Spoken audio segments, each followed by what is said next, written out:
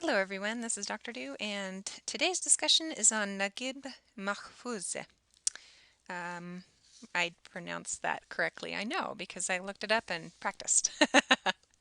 um, so today we'll be talking about his work as an author and then also about Zabalawi. So one of the things that may be interesting to know is that fundamentalists opposed the writing and the publication of Zalabawi for its depiction of the God figure as well as its existentialism, because Islam doesn't really have a whole lot of room for existentialism, as I mean um, most religions do not.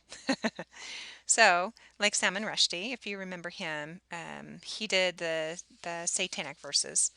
um, Naqib Mahfouz was openly anti-fundamentalist in his fiction, although they didn't take the same actions against him as they did against Rushdie. There was no war declared on him.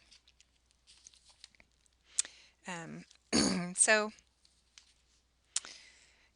despite like the uproar over his novel, which made it banned in many areas, Mahfouz did not back down from controversy, and he just kind of went on doing what he did, and he won the Nobel Prize for Literature in doing so. He has an alcohol drinking God figure, which which is a no-no, but he also deals with existentialism. So in existentialism, as I think you may remember, there's no inherent meaning in life, and therefore there's no religion or system of values except the one that is agreed upon. So existentialists create meaning for themselves through their own decisions and actions. The narrator in this writing decides that the cure to his anguish is Sheikh Zabalowe, and acts according to that decision by searching for him, meaning he's an existentialist. Although Mahfouz did believe in God, here he was encouraging Egyptians to take an active role in their beliefs and especially in their decisions. So even after 31 years after the first publication of the story and 6 years after his Nobel Prize, um, Mahfouz was stabbed by the radical Egyptian cleric Sheikh Omar Abdel Rahman. And it wasn't until 2006 that his controversial novel was published. And he died in 2006 at the age of, I think, 94. He lived to be a very, very old man. So, the next thing I wanted to talk about is um, during a time of modernization and westernization of Cairo, which is what is going on here during his time period, Naguib Mahfouz encourages spirituality over materialism. So the narrator tells the readers at the beginning of the story that he became afflicted with an illness for which no one possesses a remedy, and that's on page 885.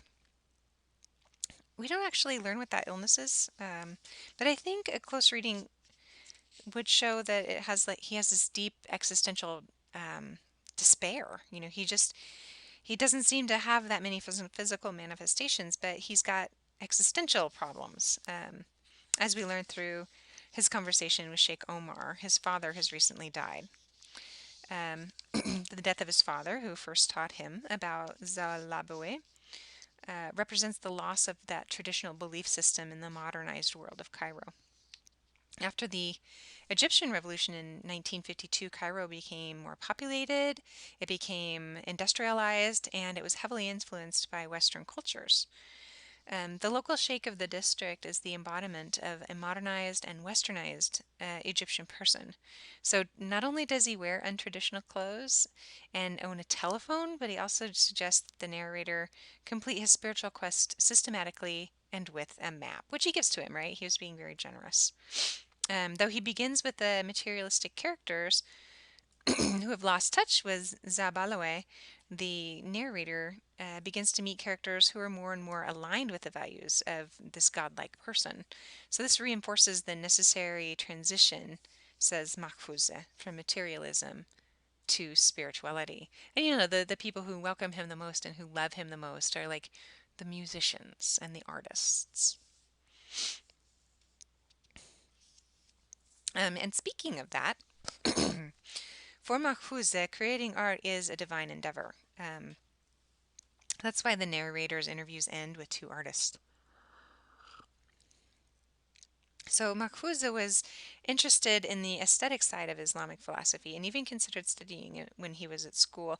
I think he was a Sufi, a Sufism. He studied Sufism, Sufism.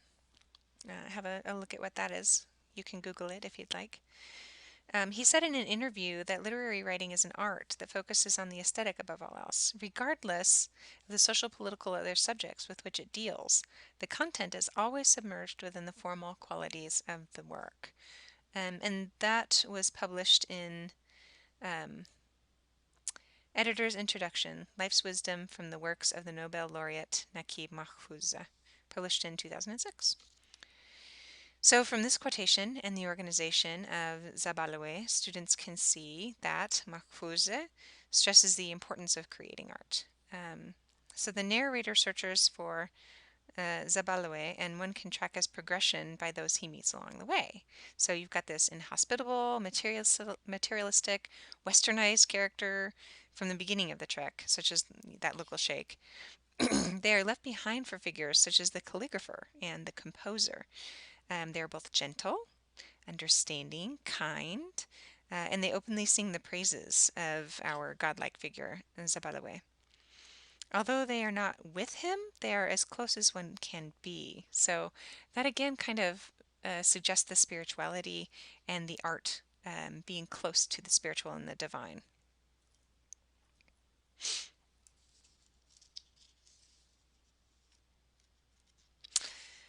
So that kind of concludes my discussion of the work itself. I have a couple of ideas for writing that I think would be kind of interesting for you. Um, and I found this quote in a couple of different places, but the one that I'm pulling it from now is from a writing by an author named El Anane on Naguib Mahfouz. He says, Naguib Mahfouz once said, "In all of my writings, you will find politics. You may find a story which ignores love or any other subject, but not politics. It is the very axis of our thinking." So I want you to research 20th century Egyptian politics. There's been a lot of uproar and changes of regime and leadership. Twitter has figured prominently in lately.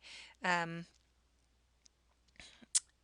where do you see comments on political issues in this story, in Zabalaway? What can the story reveal about Mahfouz's own opinions on the state of the Egyptian government? So I think that that's a really important one. The next idea that I have is that Mahfouz has been labeled an existentialist writer, but he's also interested in Islamic beliefs and in Sufism in particular. After researching the basic tenets of existentialism and Sufism, explain how they are present as themes in Zabalaway. Are they opposed or are they similar for Mahfouz? Here's one that really gets me. Um, I know this is kind of maybe a little farther out there than you want to go, but hey, let's give it a try. Mahfouz's fiction typically features male and female characters, but the protagonist of this story converses only with men during his quest. He doesn't reference a mother or a wife, but he does notice one beautiful woman's perfume as she leaves the local sheikh's office. How do you explain the complete lack of female characters, except for this one woman who isn't even really interacted with other than the smell she leaves behind? Crazy. And then here's my final thought. Why do the calligrapher and the musician seem to adore or appreciate Zabaloway more than the other characters that the protagonist meets? Does Mahfouz believe that artists are closer to enlightenment? I hope these help you on your quest this week, and I appreciate you for hanging in there with me, and we will talk again soon.